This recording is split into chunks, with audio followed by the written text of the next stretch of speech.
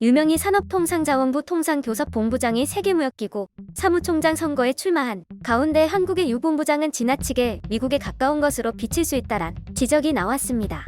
홍콩 에이펙무역정책그룹의 데이비드 도드웰 전무는 12일 사우스차이나 모닝포스트 오피니언면에 기고한 WTO 리더십 배틀에서 진짜 싸워야 할 대상은 글로벌 무역 시스템의 마비란 제목의 글을 통해 위와 같이 주장했습니다.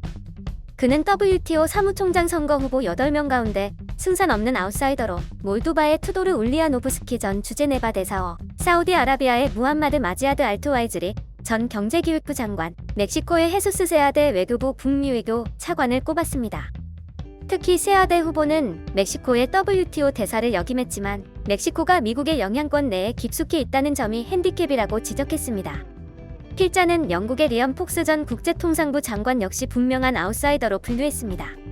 폭스 전 장관이 과거의 브렉시트와 관련해 적절히 못한 발언들을 한 적이 있고 복잡한 무역 사안에 대해 너무 순진하고 무신경한 태도를 가진 것으로 평가받고 있다는 것입니다. 반면 유명희 본부장에 대해서는 좋은 평판을 가지고 있다고 일단 평가했습니다. 하지만 멕시코의 세아데 후보처럼 한국의 유 본부장이 미국과 너무 가까운 것으로 비춰질 수 있다는 것입니다. 이집트의 압델하미드 맘두 전 WTO 서비스국 국장에 대해서는 WTO 사무총장이 되려면 집사 이상의 정치적 무게가 있어야 하는데 그렇지 못하다고 평가했습니다. 결국 나이지리아의 응고지 오콘도이웰라 세계 백신 면역연합 이사장과 케냐의 아미나 모하메드 체육부 장관을 유력한 후보로 필자는 지목했습니다. 두 사람 모두 여성입니다.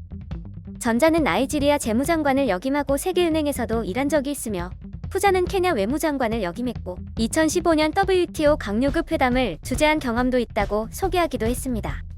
필자는 WTO 새 사무총장에 대한 합의가 약 3개월 후에 이뤄질 예정이지만 대부분 전문가들은 쉽지 않을 것으로 전망하고 있다고 전망했습니다.